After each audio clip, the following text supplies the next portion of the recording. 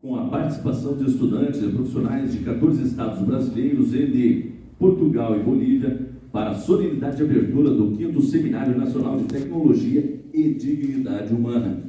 Para darmos início a essa solenidade de forma oficial, convidamos a compor a nossa frente diretiva de abertura as seguintes autoridades: Guido Vilhalo, Instituto de Licuida, Instituto de Psiquiatria da USP, Ministério Público do Distrito Federal, Movimento Slowphone, Polícia Científica do Paraná, Clínica Oasis Paranaense, Rede Esse Mundo Digital, Universidade de Caxias do Sul, Unibrasil, Comissão de Defesa do Idoso da Assembleia Legislativa do Paraná, Comissão de Defesa das Crianças e Adolescentes e das Pessoas com Deficiência da Assembleia Legislativa do Paraná, e, sobretudo, a todos os presentes aqui, demais profissionais e autoridades, nossos agradecimentos.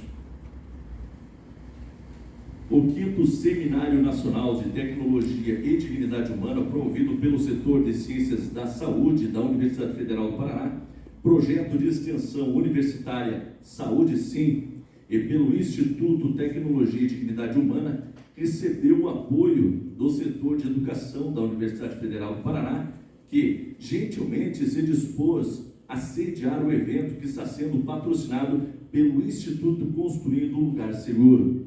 Esse seminário tem por objetivo disseminar resultados de estudos e pesquisas de cunho acadêmico sobre impactos humanos e sociais da produção e uso das tecnologias de informação e comunicação, especialmente relacionadas à integridade ética, saúde física, saúde mental, aprendizagem e segurança humana.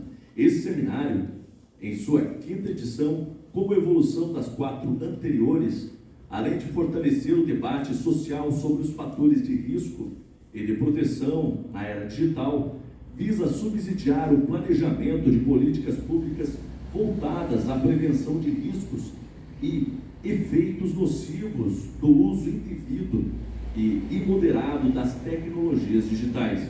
Conforme consta da programação, é composto por uma palestra magna, 6 mesas redondas temáticas e uma conferência de encerramento. Contará também com a participação especial por vídeo de profissionais de várias áreas de conhecimento que recentemente concluíram ou estão por concluir o curso de especialização em dependência tecnológica na Universidade de Caxias do Sul, Rio Grande do Sul, todos com pronunciamentos que evidenciam o despertar da consciência humana sobre o domínio estratégico das tecnologias digitais. Isso marca o 5º Seminário Nacional Tecnologia e Dignidade Humana. Para fazer a sua saudação inicial e proceder ao início deste 5º seminário, com a palavra a senhora Rosane Fontoura, coordenadora executiva do Conselho Paranaense de Cidadania Empresarial. Obrigada. Está funcionando? Quero dizer um bom seminário para todos, né? O prazer da gente estar aqui, o Conselho Paranaense de Cidadania Empresarial, e de mencionar a importância do Instituto, né, Tecnologia e Dignidade Humana ter entrado no Conselho Paranaense. O Conselho Paranaense, dentro da FIEC, ele organiza, ele dissemina a importância da responsabilidade social corporativa, né, das empresas, das indústrias e de todos os setores engajados nesse momento de transição que a gente está. A tecnologia vem em muito nos ajudar na questão da inovação, da competitividade, de novos mercados, mas a gente tem que ter um compromisso muito grande no uso dessa tecnologia. Então, é um dilema, né, até onde a gente pode ir com o uso das tecnologias. Fico bem lisonjeada por ter sido, né, convidada para esse momento e fazendo essa reflexão de que a gente tem um compromisso muito grande na Agenda de 2030 para se alcançar objetivos de redução de pobreza, de melhoria da educação, da questão da saúde e outros tantos, mas perpassam por todos os objetivos essa questão, principalmente de garantir os direitos humanos e daí a dignidade da pessoa humana. Mas a tecnologia, ela vem para nos dar um grande desafio até onde a gente vai e como devemos ir. Um bom dia para todos e um bom seminário. Obrigada. Vamos dar a palavra agora à doutora Luciana Asper Valdez, promotora de justiça do Distrito Federal. Bom dia. Bom dia. Eu queria honrar cada um de vocês na pessoa da CENEIVA, porque aqui tem uma família, uma comunidade que escolheu um propósito muito nobre. E eu acredito que, se ainda não é tudo que vocês almejam, a única coisa entre hoje e isso que vocês almejam é essa perseverança. É nos reunirmos aqui, é debatermos isso, é sermos firmes em relação ao nosso alvo, porque a gente vai ter condição de se reinventar até alcançar esse nobre alvo de que a tecnologia venha servir à humanidade e não a humanidade ser manipulada e usada pela tecnologia. Eu e a doutora Karina, a gente se dispôs a deixar as famílias ontem, no domingo, pegar um avião, as passagens estão caríssimas, né? CENEIVA está muito caro, mas a gente queria estar aqui presencialmente para honrar vocês, para dizer que a nossa presença aqui representando o Ministério Público, mas com a nossa própria decisão e contribuição, significa que isso aqui é uma prioridade. E na vida a gente tem que discernir o que é prioridade do que é importante. E às vezes até o importante tem que esperar as prioridades. O que eu almejo para esses 2 dias é que, de fato, todo esse conhecimento diante dos desafios que nós temos nessa temática, né, na verdade, se transforme apenas numa esperança de que nós estamos encontrando e usando a inteligência, as habilidades, o dom e a criatividade para lutar contra todos esses desafios e encontrar respostas para esses desafios, né? Não ignorar, nem fingir que eles não acontecem, porque nada vai desaparecer sem que a gente possa enfrentar, né, os desafios. Nós temos todo o conhecimento e sabedoria suficientes para lidar com cada um deles. E é isso que eu acredito que vocês vão receber aqui nesses 2 dias. E eu espero que todos saiamos daqui diferentes do que nós chegamos nessa manhã. É um privilégio estar aqui para nós. Obrigada a cada um.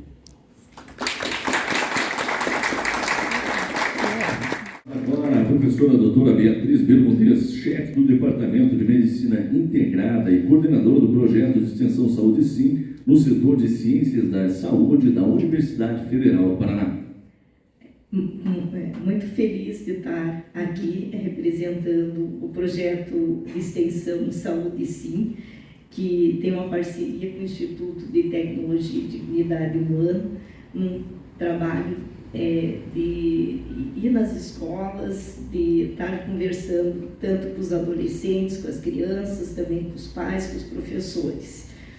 E o Departamento de Medicina Integrada é um departamento novo da nova reforma, da última reforma curricular, que tem por objetivo o cuidado assim, centrado no paciente, então na promoção de saúde, em todos os sentidos, lá primária ou secundária, se a pessoa já tem um agravo. E isso tem tudo a ver aí com o uso consciente e seguro da tecnologia. Muito obrigada. Excelente congresso a todos. Falamos da palavra agora a professora doutora Naura Nancy Muniz dos Santos, conselheira do Conselho Estadual de Educação do Estado do Paraná. Bom dia a todos. Bom dia. Eu diria que o Conselho Estadual de Educação do Paraná se faz representado aqui, a convite da CENEIVA.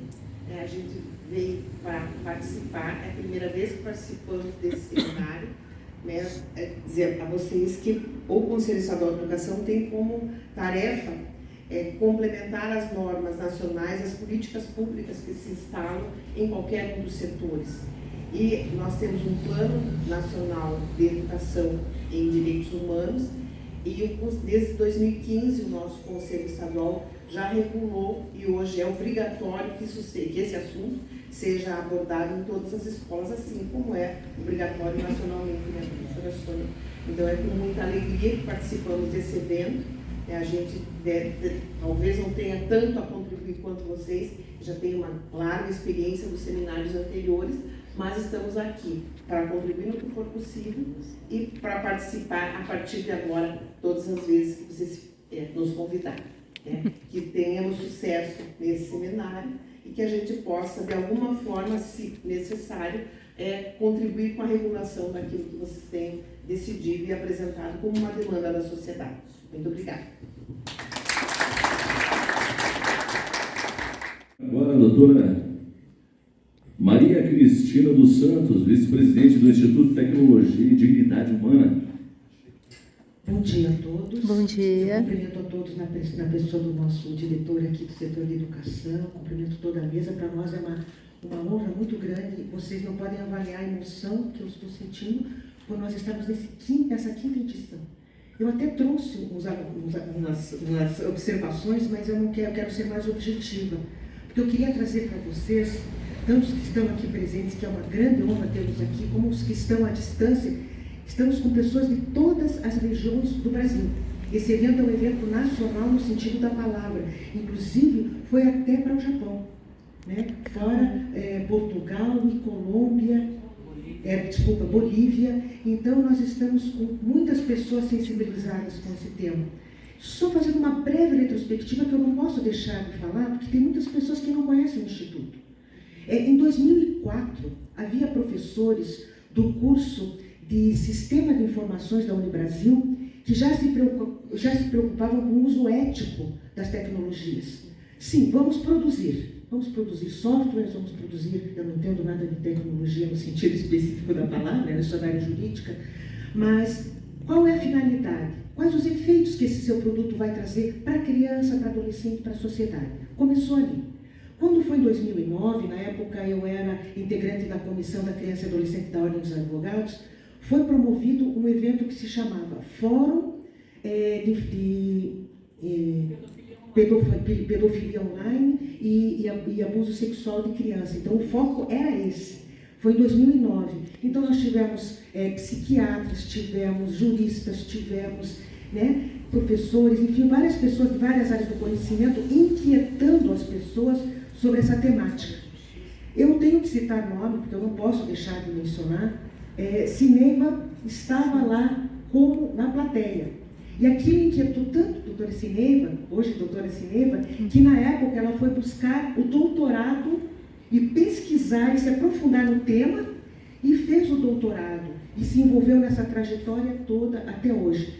O primeiro evento que houve foi em 2012, na Universidade Federal, doutora Sônia presente, foi criado um comitê de tecnologia e dignidade humana, que envolveu quem? Sociedade civil, poder público, escolas, Universidade Federal, sempre presente. Justiça, Secretaria de Justiça, foi formado um comitê por uma Secretaria de Estado, na época a Secretaria de Justiça do Estado do Paraná.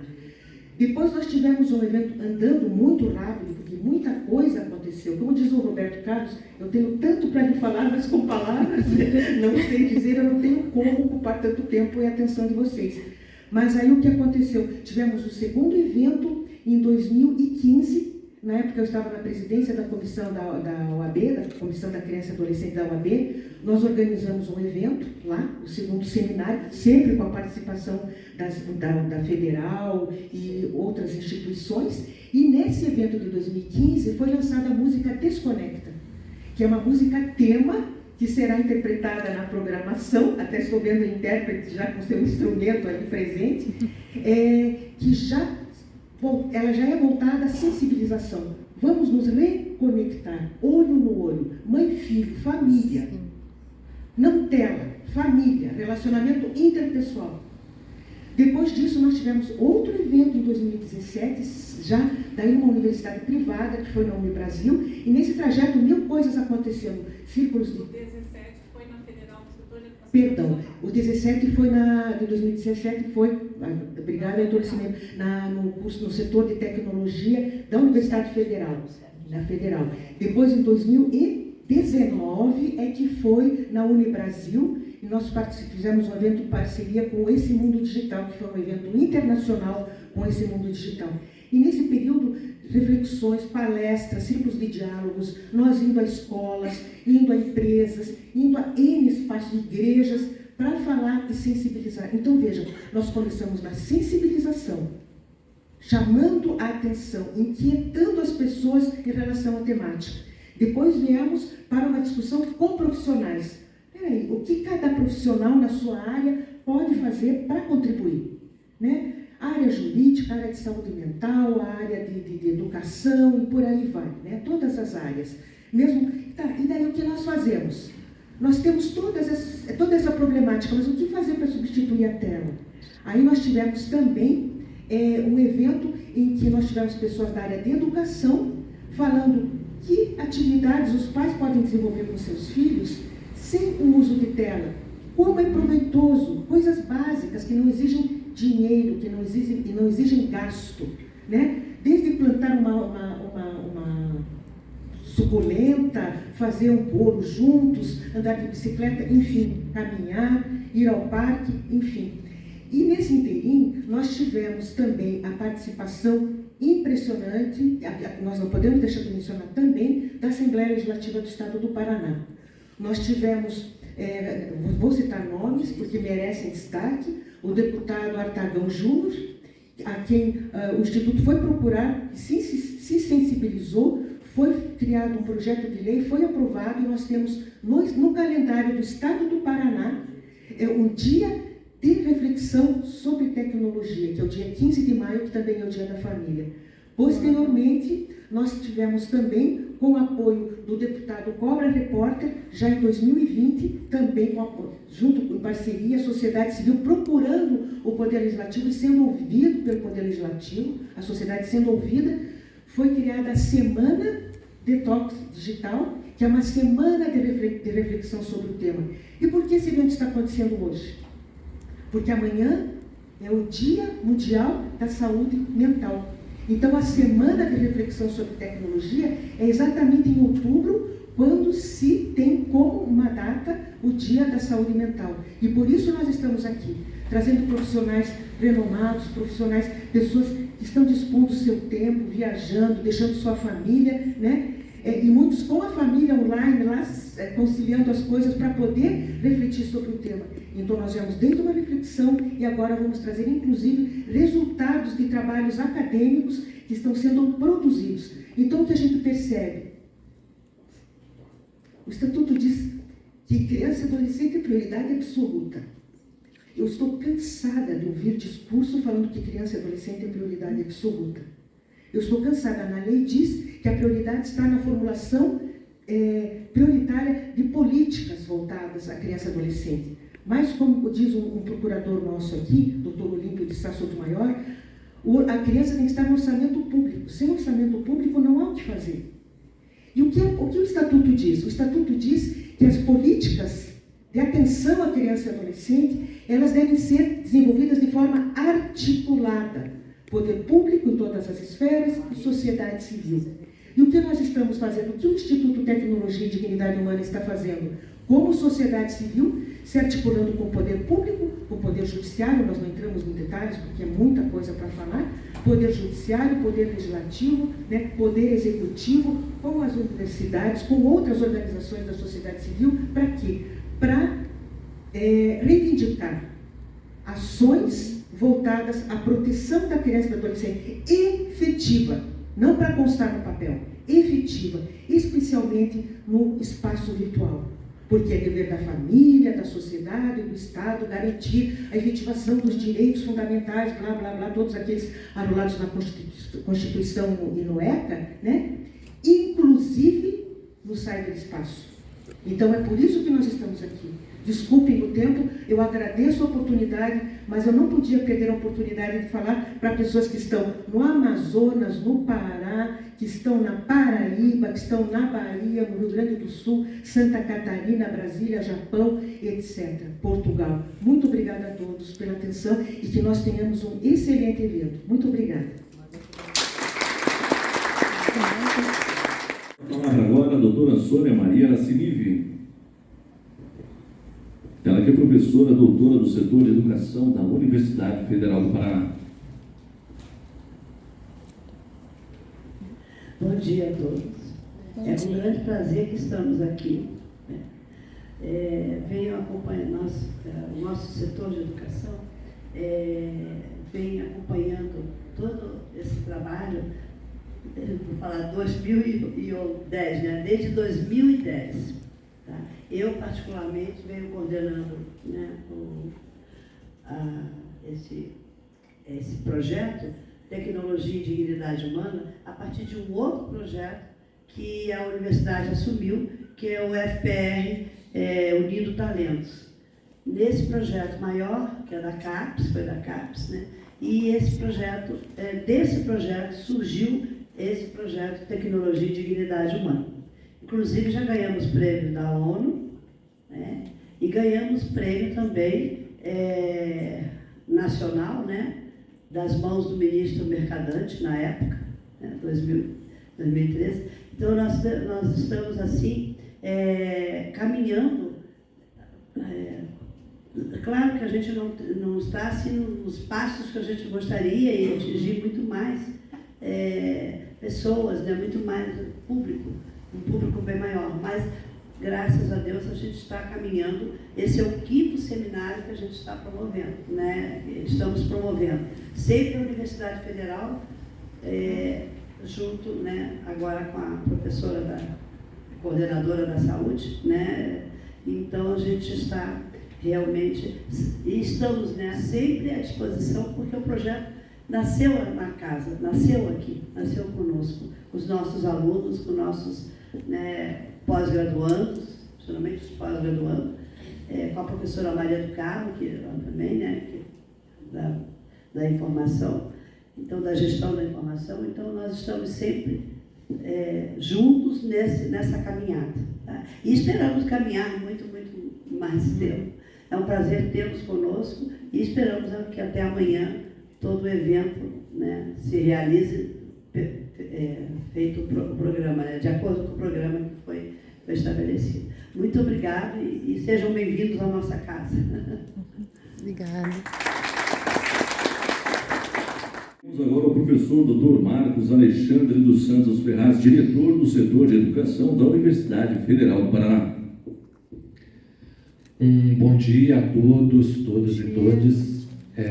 Eu gostaria de cumprimentar na pessoa da Cristina, todos os meus colegas aqui nessa abertura e trazer, em primeiro lugar, o abraço afetuoso do nosso reitor, professor Ricardo Marcelo, da nossa vice-reitora, professora Graciela Mozon de Muniz, e da nossa vice-diretora, professora Fernanda Veloso, que tenho certeza que, se não fossem outros compromissos, adoraria estar presente aqui conosco hoje.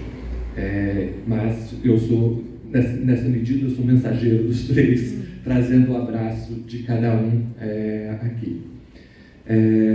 Eu fico muito feliz, como diretor do setor de educação, de poder receber esse evento aqui na Universidade Federal do Paraná.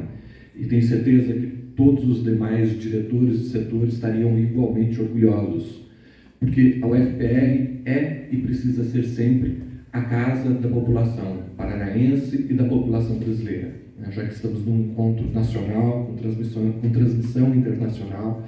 Essa é uma casa do povo brasileiro, né? Não só do povo paranaense. Então ficamos muito orgulhosos em receber cada uma e cada uma aqui.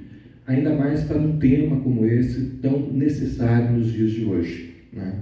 Na área educacional, nós fomos, de certa maneira, como em várias outras áreas, obrigados a uma adoção extremamente rápida de diversas tecnologias durante a pandemia, né?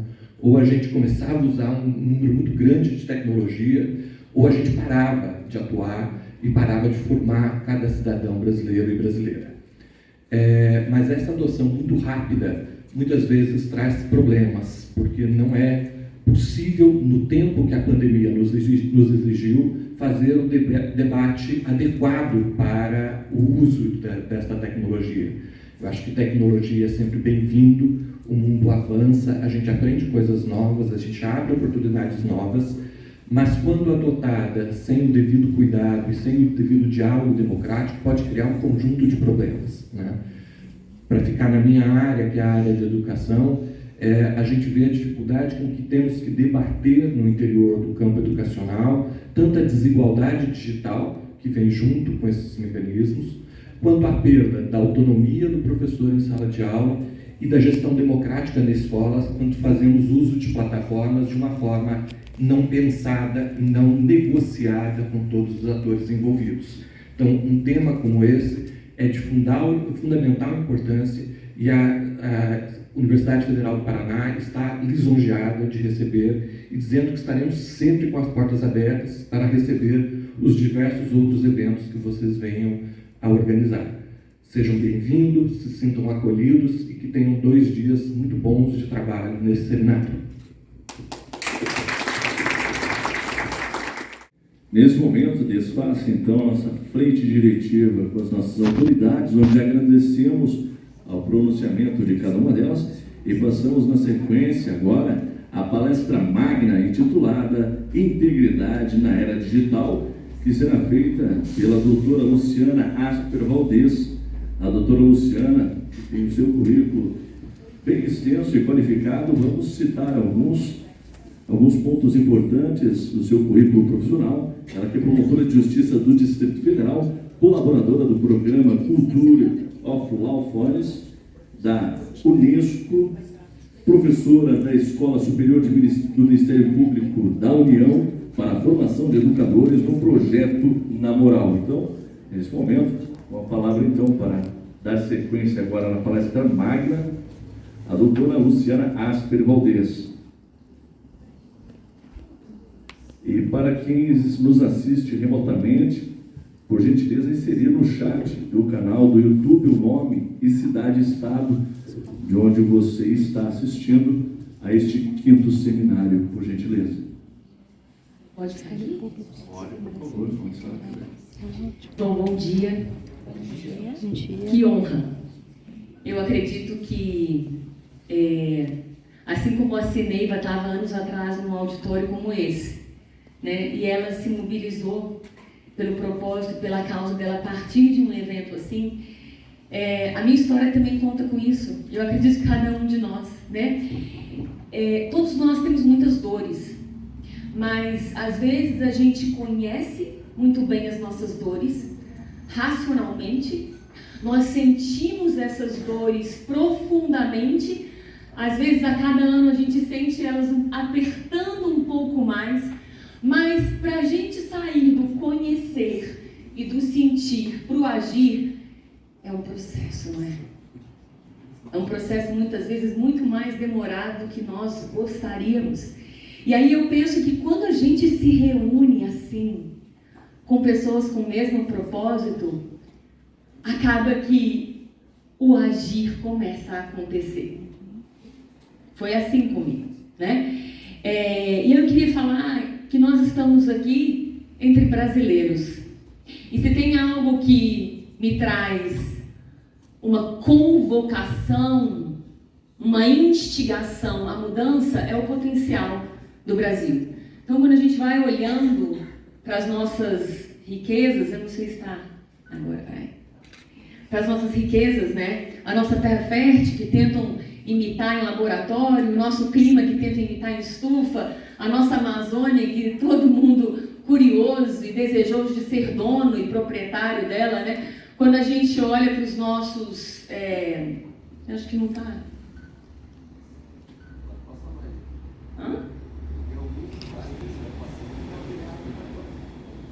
É porque tem que... A apresentação tem que ir junto?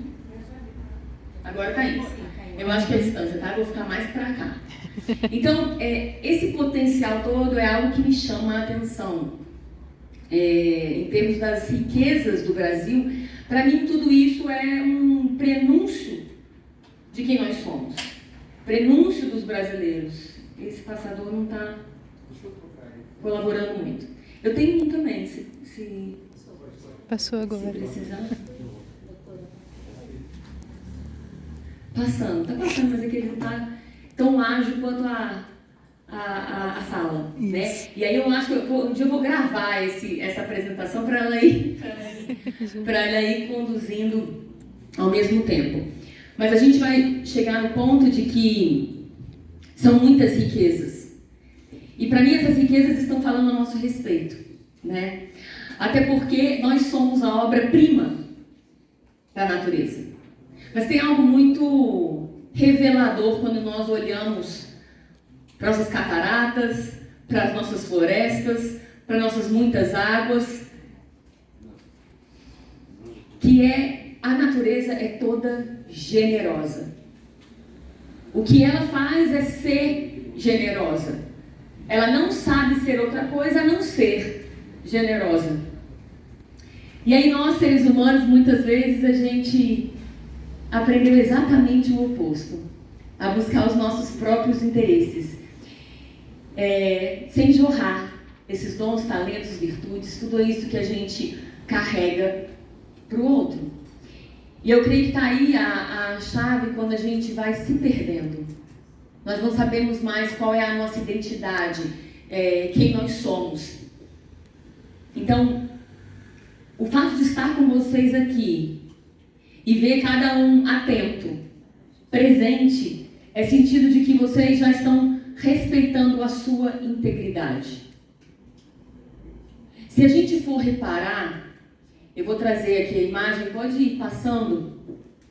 Quem conhece a semente de mostarda? Quem come mostarda, às vezes, com aqueles grãozinhos, né? Então, uma semente daquela, pode ir passando que a gente chega.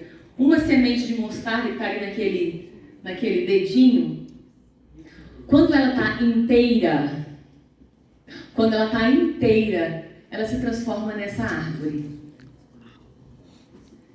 Quando ela está pela metade, não. Quando ela está quebrada, quando ela está rompida, não. E eu acho que é isso que a gente precisa prestar atenção. Se aquilo tudo que eu falei sobre o Brasil, que nós estamos assim, precisamos contemplar mais, né, a beleza e a riqueza do nosso país. Né, a gente pensar que correndo lá embaixo da Amazônia tem rios, assim, é tanta riqueza. Se a gente pensar que tudo isso é só um prenúncio do que nós somos, e se aquilo dali está inteiro, se uma semente se transforma nessa árvore, imagina nós inteiros. Imagina quando nós estivermos inteiros, que tipo de árvore que nós vamos produzir. Porque nós somos a obra-prima, nós não somos só uma sementinha. Eu descobri recentemente, eu não sabia, para vocês deve ser muito comum, que a gente produz 90% de toda a ametista do mundo. 420 toneladas por mês de ametista. E isso me chocou. Eu falei, uau, mais uma coisa para chamar a nossa atenção. E aí a grande diferença entre a integridade e a corrupção é exatamente essa. Nos guardarmos inteiros. A corrupção é exatamente o oposto disso. O corrompido, o coração rompido, a essência rompida. Só que a gente às vezes não percebe o que está nos rompendo. É tão difícil a gente se proteger, a gente guardar quem nós somos, até porque muitas vezes não sabemos nem mais quem nós somos.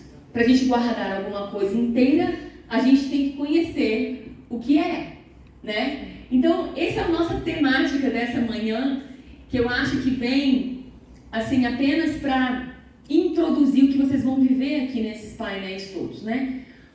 Mas para que serve o digital? Para que serve a tecnologia? Precisa ser canalizado por nós com essa inteireza para nos guardar inteiros, para que a gente se transforme em todo esse potencial aí que nós somos. Eu sempre falo, né, para os meus alunos nas escolas, porque eu fui encontrar a esperança que eu achava que eu ia achar na justiça, na educação.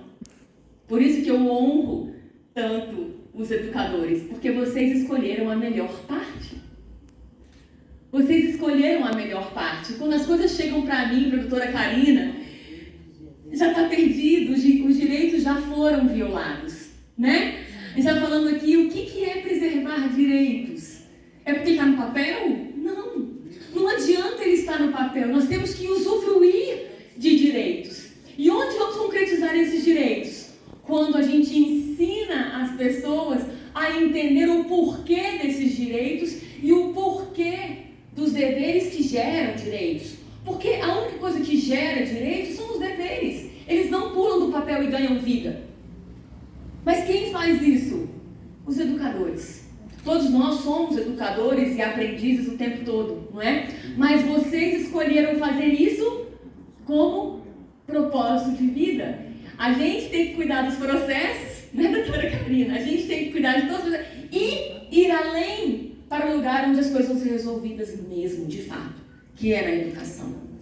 Por isso que eu posso falar que depois de 30 anos de Ministério Público, eu tenho a mesma paixão e a mesma alegria que eu tinha então. Mas porque eu me reinventei por completo.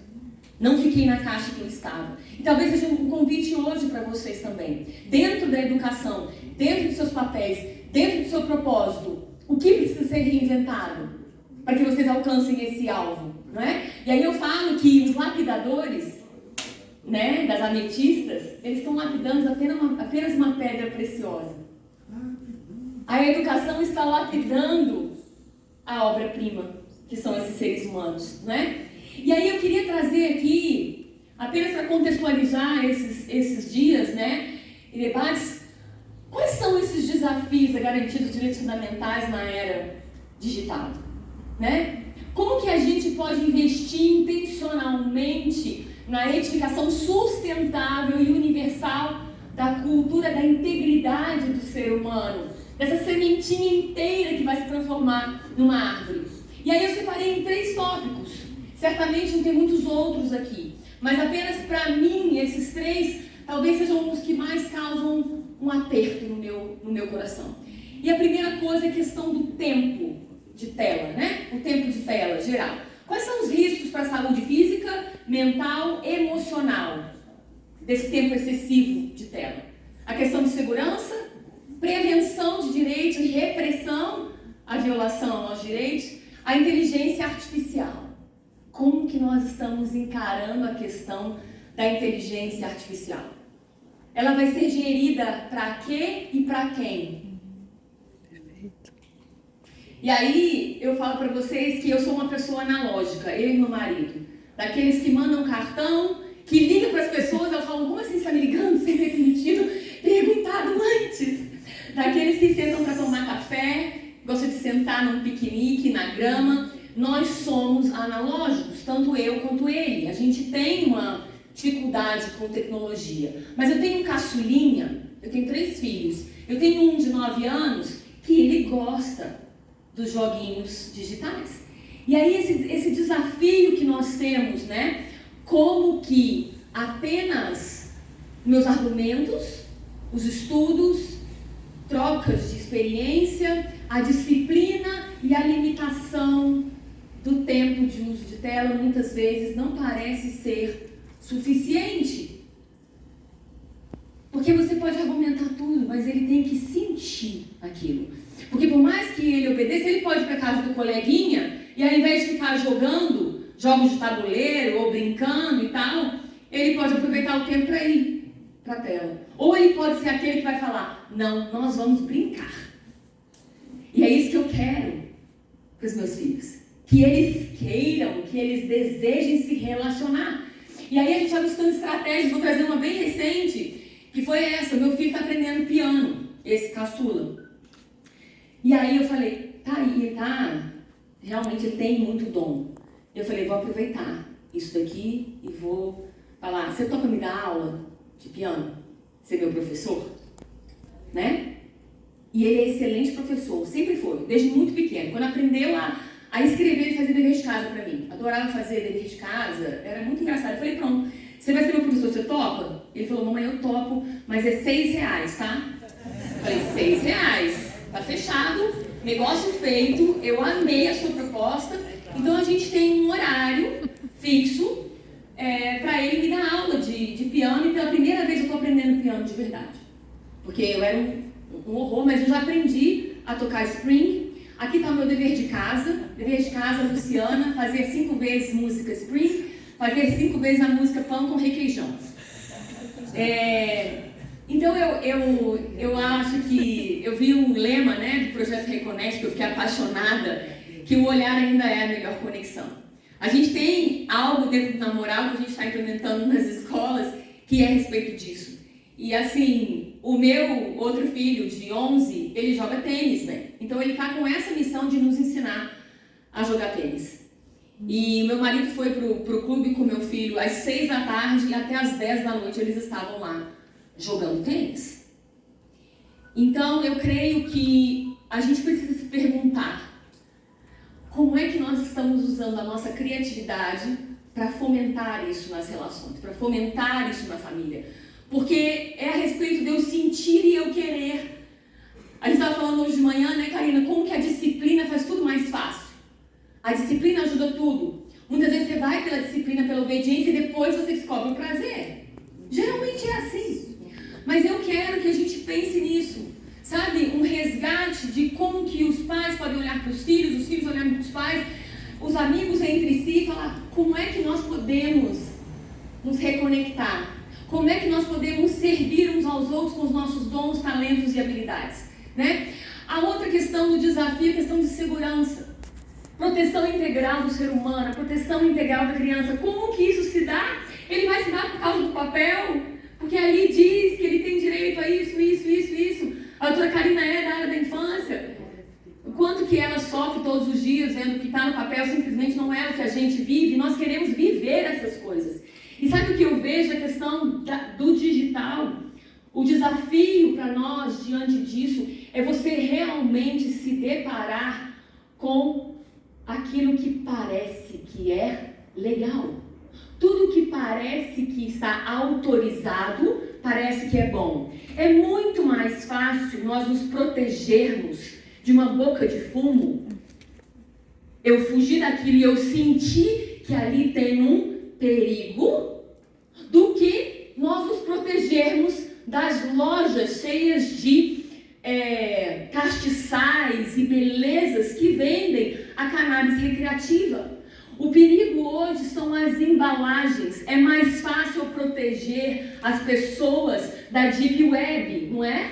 Não entre. Eu já sei que ali eu estou indo atrás do perigo, mas é muito mais difícil protegê-las do WhatsApp, do Bing e do Telegram e dos joguinhos eletrônicos e de outras coisas mais.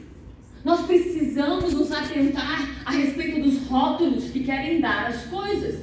Nós damos rótulos de legais e permitidos e nós não sentimos uma ameaça diante deles. Como é desafiador esse aspecto. A gente precisa estar atento a esses rótulos que nos enganam.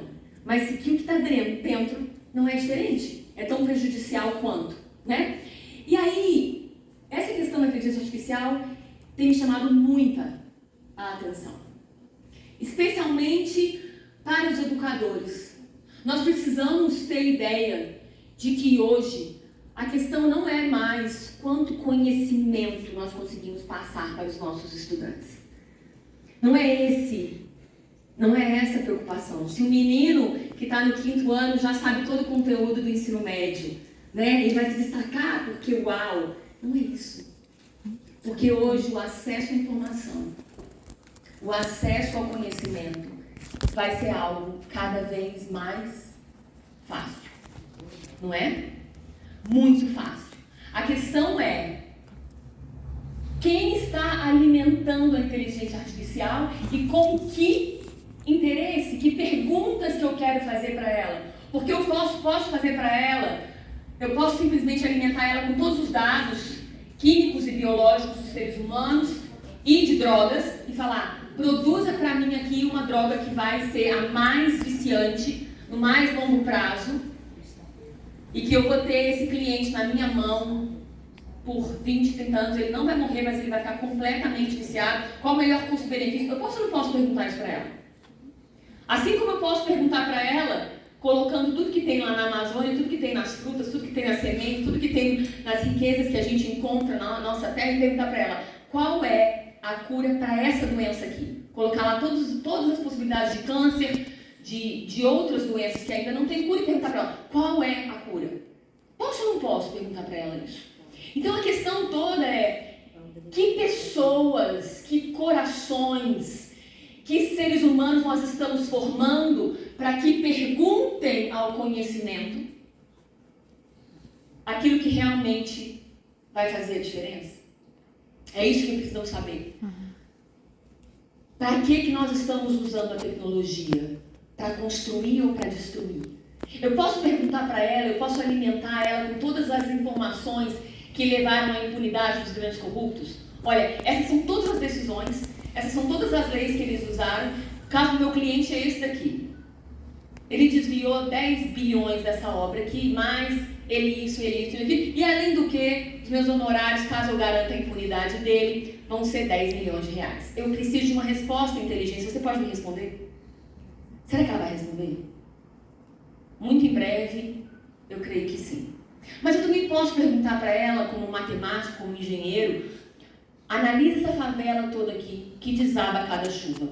Eu quero uma solução para fazer uma fundação aqui, econômica, viável, que nunca mais vai desabar na próxima chuva. Posso ou não posso também? Eu imagino isso, é assim que eu olho para a inteligência artificial. Então a pergunta é, que pessoas que nós estamos formando que vão gerir essa inteligência artificial? E aí eu vou contar para vocês um pouquinho da nossa história que trouxe o Na Moral, apenas para inspirar esse processo de reinvenção que nós estamos, né? Então, em 1914, há 109 anos, Rui Barbosa já dizia: de tanto ver triunfar as nulidades, de tanto ver prosperar a desonra, de tanto ver o poder se alimentar nas mãos dos maus, o que ele estava fazendo ali? Um diagnóstico. Um diagnóstico como nós faremos aqui esses dias de várias coisas que estão doendo, não é? E aí ele fez um diagnóstico que eram as nossas experiências. Qualquer semelhança ao que a gente vive hoje? Ou paramos de viver isso em algum momento? E aí estabeleceu-se uma crença. O homem chega a desanimar da virtude. Nós passamos a nos envergonhar da virtude, desanimar da virtude. Pesquisas mostram que os pais já não educam mais os filhos a serem honestos, cumpridores de seus deveres, virtuosos. Eles simplesmente falam, vai sobreviver na selva. Se colocarem o pé para você tropeçar, coloca 2. Então ele falou que essa era a nossa crença, desanimar da virtude, desanimar de todas as virtudes. E um comportamento veio daí, rir-se da honra. Quantas paródias, quantas novelas, quantas músicas nós fazemos, quanto nós achamos engraçado. A capacidade que nós temos de desprezar as virtudes, o cumprimento das normas, esses lugares de segurança. E aí veio a cultura de ter vergonha de ser honesto. E talvez a cultura hoje não seja mais ter vergonha de ser honesto, mas não ter vergonha alguma de qualquer tipo de desonestidade. Talvez tenhamos chegado nesse lugar. E desculpa, isso não é culpa dos portugueses, nem de ninguém que chegou aqui a navio, mas é culpa do que nós fizemos diante dessas demonstrações. A gente tem lá na fundação do Congresso Nacional, os operários, quando construíram o Congresso, também fizeram esse clamor que Rui Barbosa fazia. Se todos os brasileiros fossem dignos de honra e honestidade, teríamos um Brasil bem melhor.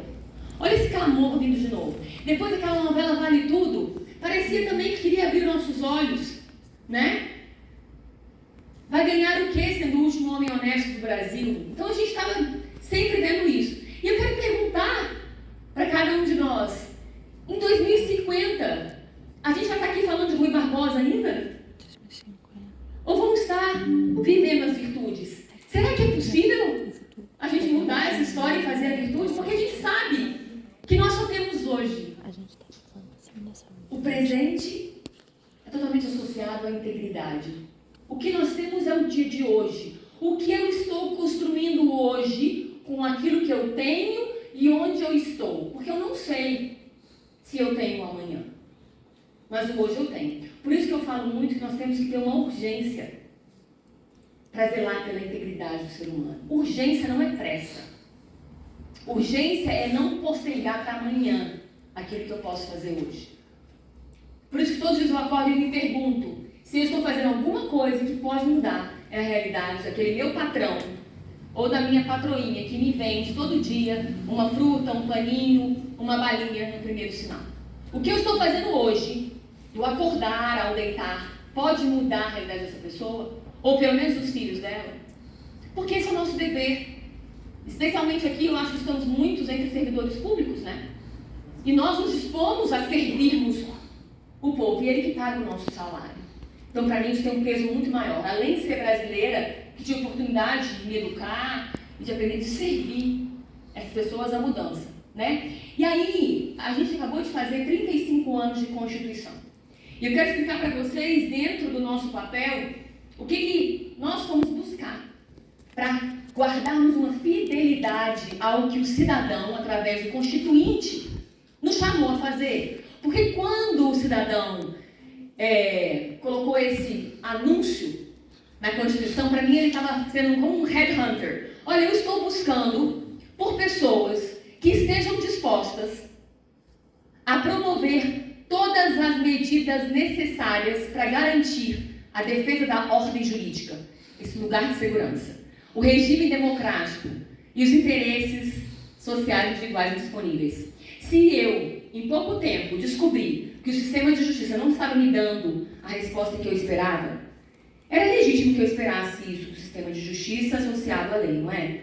Mas se eu comecei a ver que o sistema de justiça ele era seletivo, ele entregava justiça para alguns, mas para outros, em razão do nome, em razão do poder, em razão da influência, ou em razão simplesmente do dinheiro, ele entregaria nada mais que a impunidade.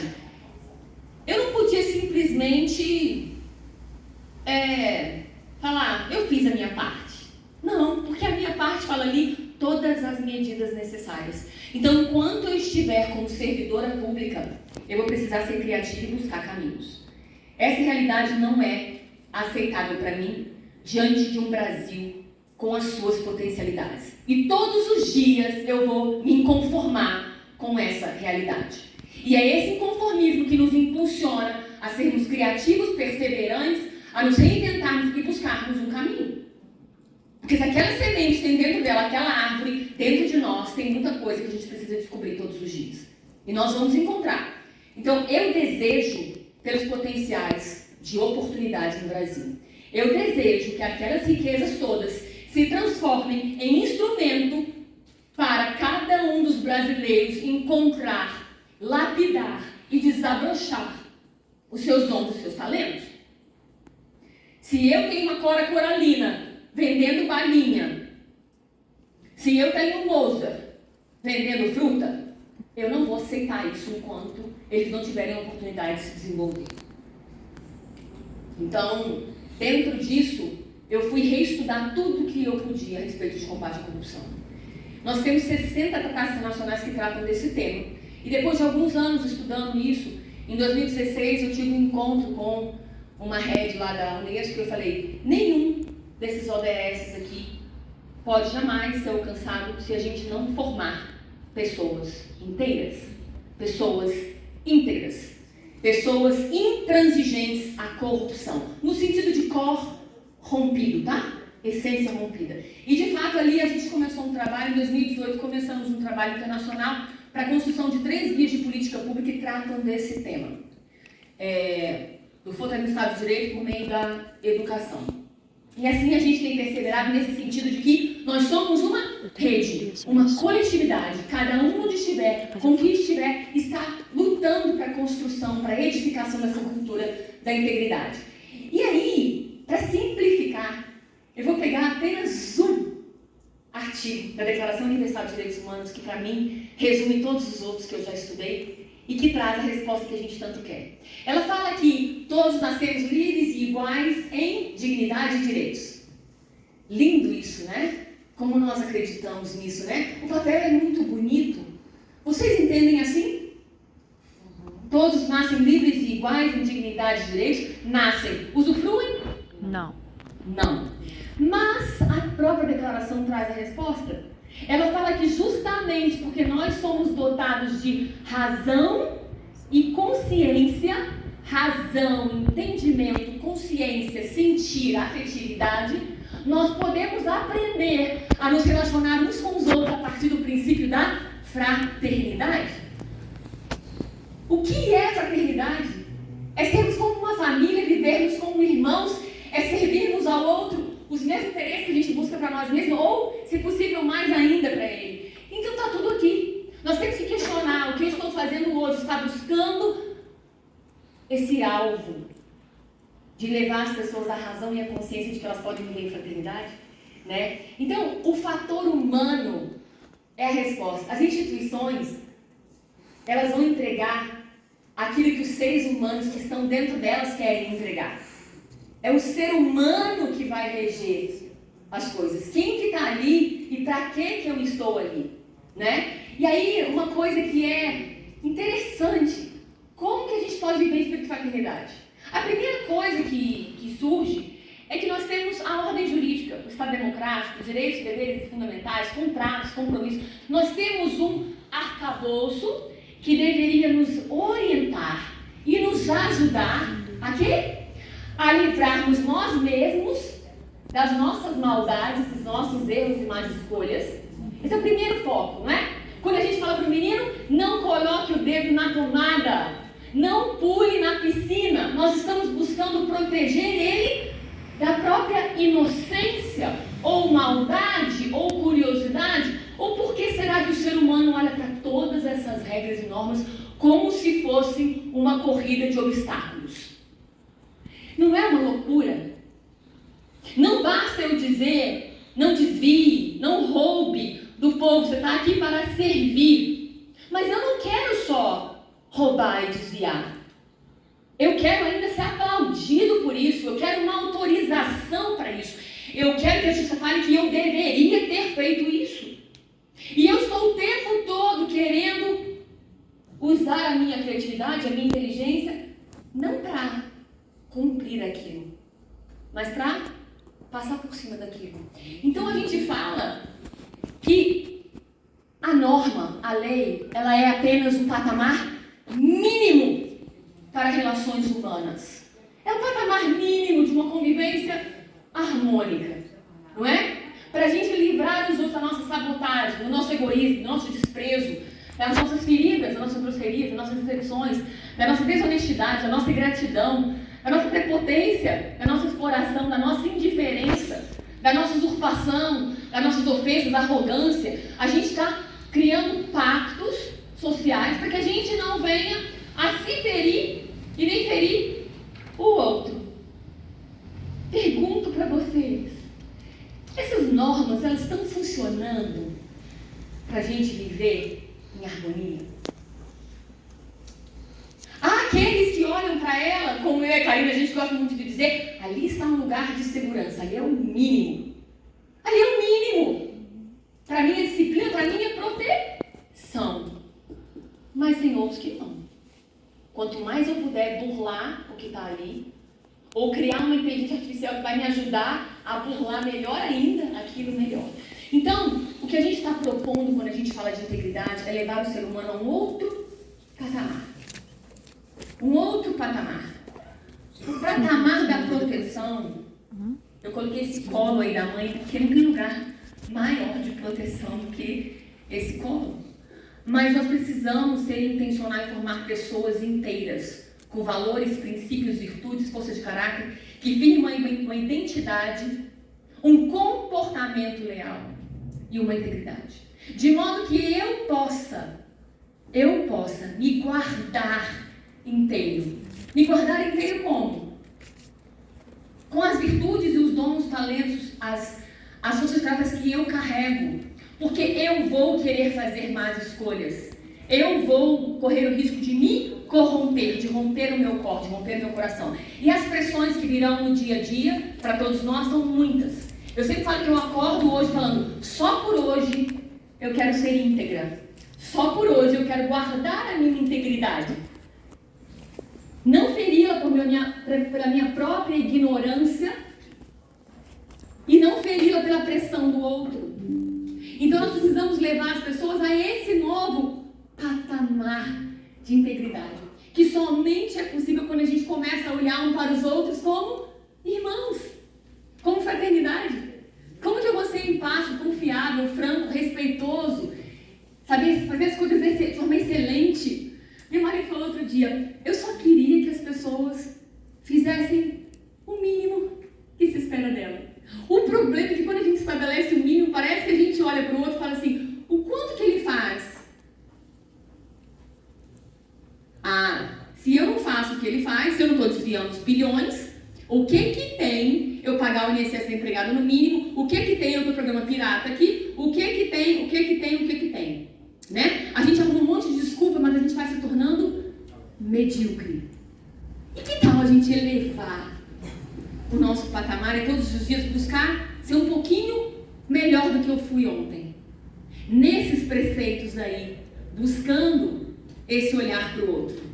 Eu falo que um empresário, né, que tem um contrato para prestar alimento para presídio, o que ele ganha com esse contrato, ele tem ali as cláusulas do contrato que ele deve cumprir, e o que ele ganha com esse contrato são milhões, que ele toma café da manhã no hotel 5 estrelas, ele almoça no restaurante de São Paulo, ele janta em Nova York, não é? Mas ele serve uma comida podre, com bicho e estragada para os presidiários.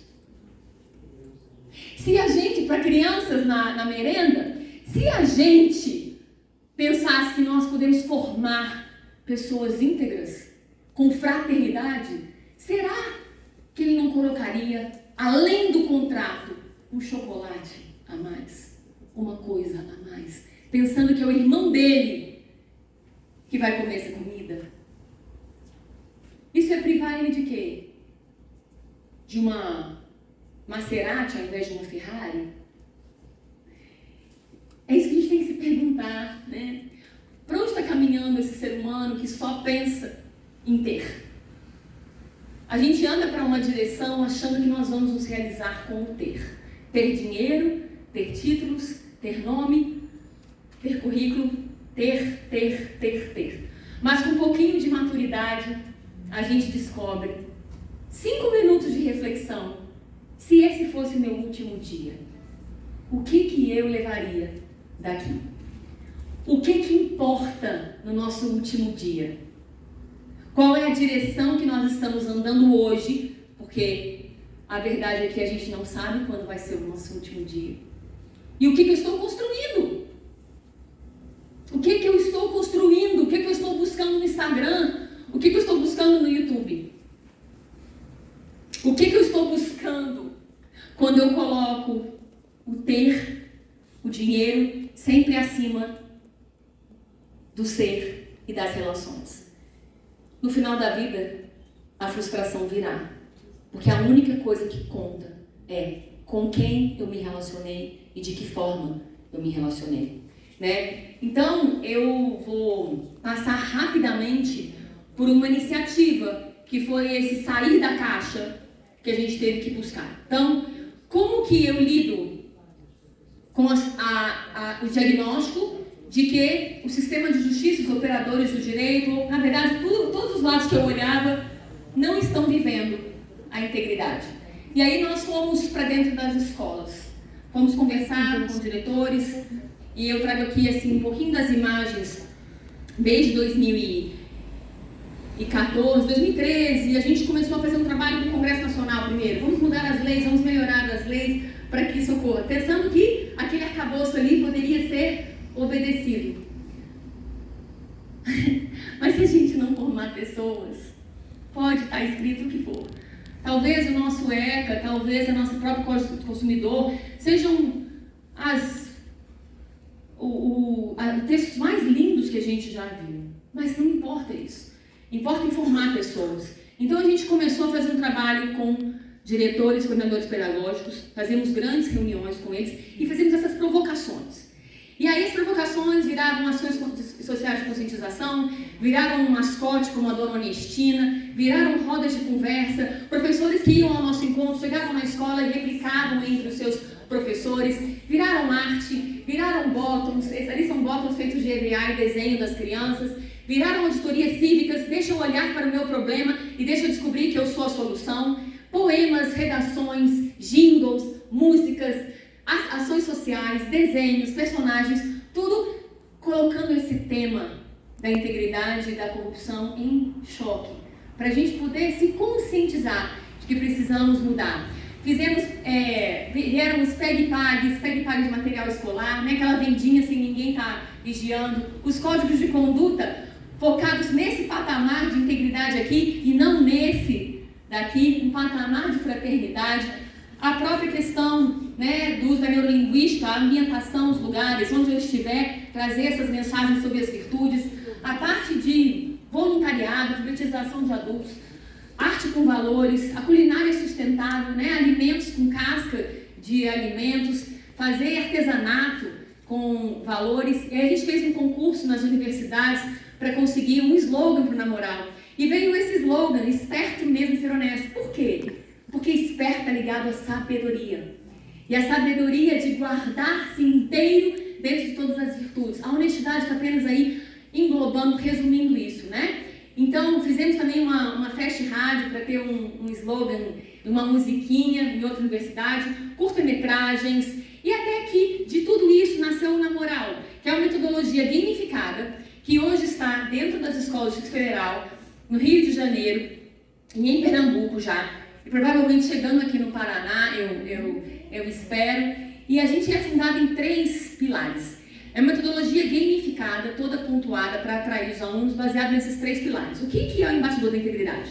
Eu comigo, os pilares do autoconhecimento, eu preciso partir daquilo que é o ideal. Autoconhecimento em valores, virtudes e forças de caráter. O que é que eu quero? Que legado eu quero deixar? Qual será a história que eu vou contar? Aí a gente trabalha a questão das liberdades. O que é liberdade? Fazer tudo que eu quero? Não. Fazer tudo aquilo que vai me levar a construir esse eixo da integridade, esse eixo do ideal. Então, muitas vezes, está muito mais relacionado com as renúncias do que fazer tudo aquilo que eu quero. Então, a gente trabalha a liberdade nessa questão da coerência, uma caminhada coerente com essa história que eu quero escrever. E aí, a parte da criatividade. Para eu me guardar inteiro, para eu poder vencer os obstáculos que virão, eu precisaria ser criativo e ter respostas para os dilemas que vão me apresentar. Uma vez feito isso, eu trabalho o segundo pilar, que é dos influenciadores da integridade. Como eu me relaciono com o outro? A integridade não é vista eu comigo dentro de casa. É nas minhas relações. É quando eu vou comprar aquela bolsa ali de crochê e eu estou preocupada em remunerar adequadamente aquela pessoa que está me vendendo a bolsa. Se ela tiver pedindo um preço abaixo do que eu acho justo, eu oferecer a mais.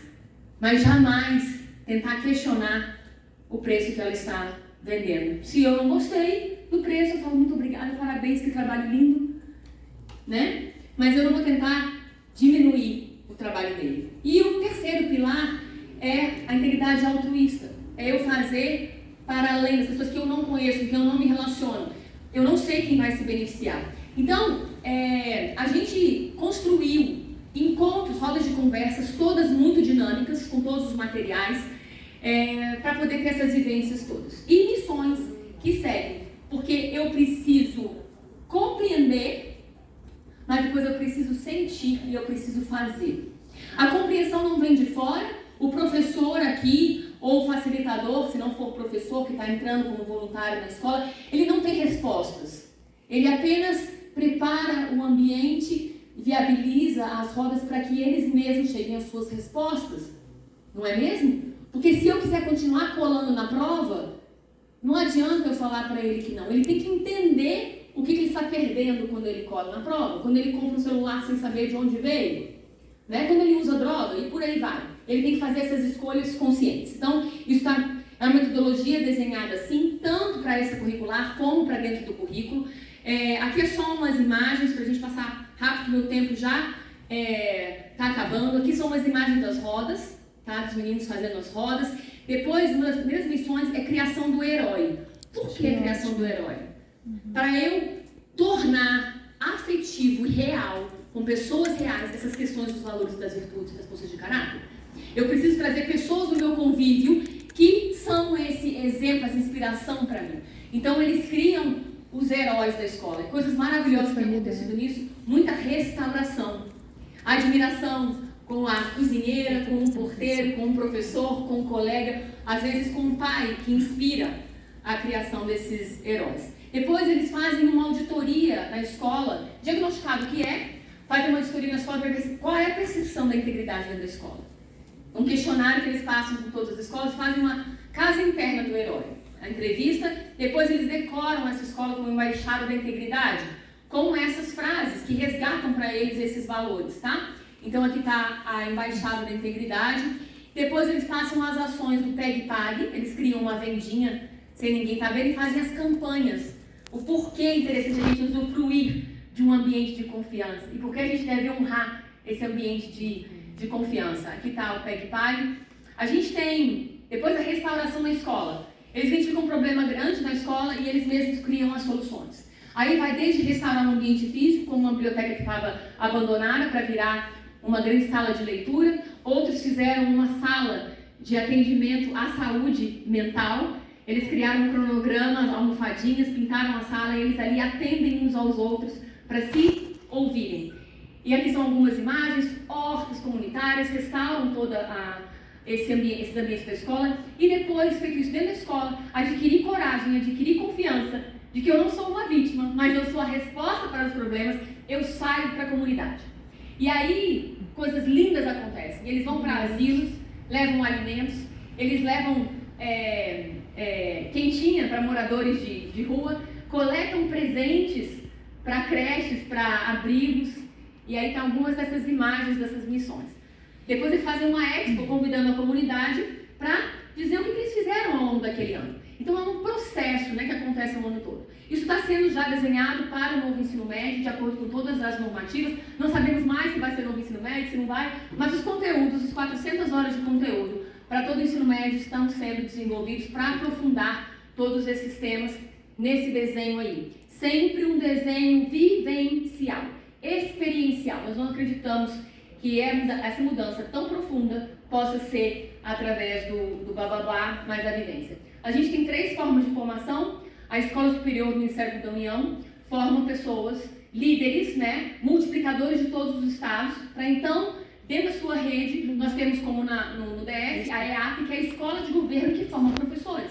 Hoje lá nós já temos, a partir desse ano, 4 professores líderes que são os formadores dos professores para aplicarem isso na escola, e temos a Secretaria Corporativa do Ministério para formar os colegas que queiram aplicar isso como voluntários. Aqui são umas imagens das formações, porque elas também são, embora síncronas à distância, eles também têm que aplicar todas as missões.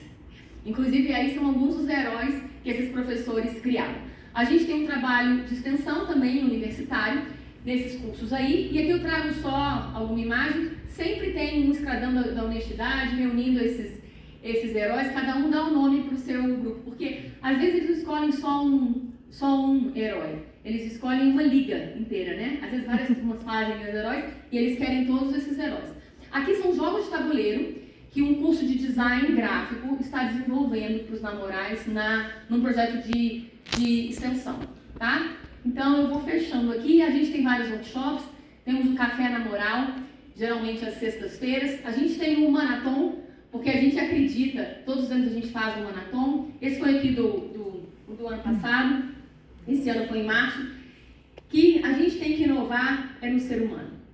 Né? A partir da inovação do ser humano a gente vai alcançar todo o resto. E aqui só a imagem de alguns instrumentos, para vocês entenderem. Aqui a caixa de ferramentas das virtudes que eles usam naquela primeira roda para encontrarem-se como esse herói que está dentro deles, né? Solidariedade, coragem, eles vão trabalhando perguntas sobre isso. O baralho da integridade, que trabalha também perguntas e dilemas a respeito daqueles 3 eixos que a gente falou, tá? Quebra-cabeça é um que traz para quebrar a cabeça mesmo deles, através de vários vídeos e provocações para essas rodas. Aqui são apenas as rodas, tá? Já mostrei um pouquinho dos vídeos. Aqui são botões e adesivos que a gente criou a partir do que eles tinham criado naqueles botões de EVA. Nós criamos também uma coleção de ímãs de geladeira e, mais importante, os postais. Para que através de um postal eu possa entregar para o outro a virtude que eu vejo no outro. Professor com professor, filho com pai, né? Alunos com professores e por aí vai. A gente fez uma oficina que eu até compartilhei com a Cineiva. Muitas escolas desesperadas com a violência, no retorno do Covid. Estamos com um problema de violência. Falei, bom, passaram 2 anos aí, se relacionando tão só com o telefone, quando tinha um telefone por família muitas vezes, e familiares passando necessidade, passando fome, e muitos passando por abusos sexuais, abusos físicos. Como agora, depois de 2 anos vendo isso, eu quero que eles se relacionem de forma extraordinária, sabendo como fazer, né? Vamos ensinar eles, porque eles só querem pertencer. O ser humano, ele quer pertencer, ele quer tocar, ele quer ser. E se ele não sabe fazer isso através do amor, ele vai fazer através da dor, da violência. Porque eu preciso ser visto. Então a gente criou esse e-book, eu posso compartilhar com vocês depois, que é apenas uma ação mais para hoje, né? Emergencial. Não fiz o curso ainda, não vou aplicar o namorado, mas eu posso reconectar esses meninos através dos seus dons, talentos e habilidades.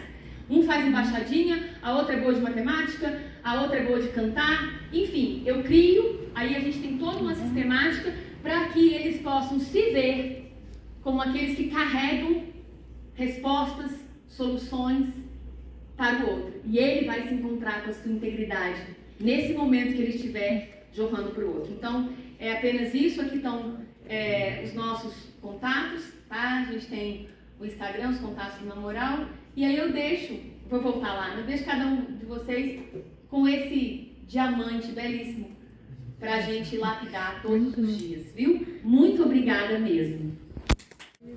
Bom dia a todos. Eu só gostaria de agradecer demais a doutora Luciana por estar aqui. É uma promotora de justiça que está indo a campo.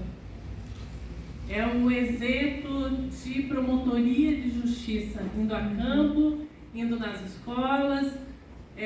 Tudo que ela demonstrou aqui e que eu conheci lá num evento da Federação das Indústrias, promovido pelo Conselho Paranaense de Empresarial, nós precisamos tocar no coração de outros promotores de justiça, que não só da infância, mas que nós tenhamos promotores de justiça que se levantem dos seus gabinetes e vão até a sociedade.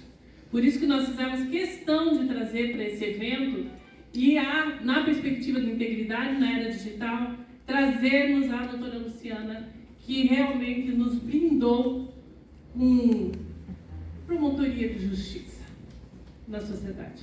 Obrigada. Gostaria de agradecer a doutora Cineiva, idealizadora também desse evento que está magnífico. Lembrando que temos participantes já inscritos de Portugal, Bolívia, Japão, dos Estados Unidos e também de 23 estados brasileiros, que somados passam de mais de 600 inscritos aqui neste 5º seminário. Na sequência, dando seguimento à programação, com a formação da mesa redonda 1, esclarecendo que os seus integrantes participarão de forma agora remota, o qual também vocês que estão presentes aqui poderão assistir no telão.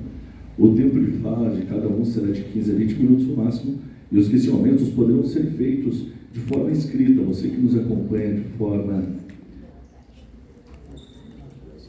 de formato remoto, você pode fazer o seu questionamento, deixar a sua pergunta pelo chat, e que na sequência serão respondidos. Então, para esta primeira mesa, teremos o Dr. Cristiano Nabuco, de São Paulo, fundador e coordenador do Grupo de Dependências Tecnológicas do Instituto de Psiquiatria do Hospital de Clínicas da Faculdade de Medicina da USP.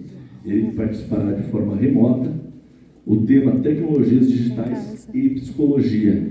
E os demais que estão presentes aqui poderão acompanhar no telão aqui. E peço a gentileza para que vocês compartilhem o link, vocês que estão nos assistindo neste momento, vocês compartilhem o link para que possamos chegar mais longe, atingir muito mais público e muitas outras pessoas também para participar deste 5º seminário.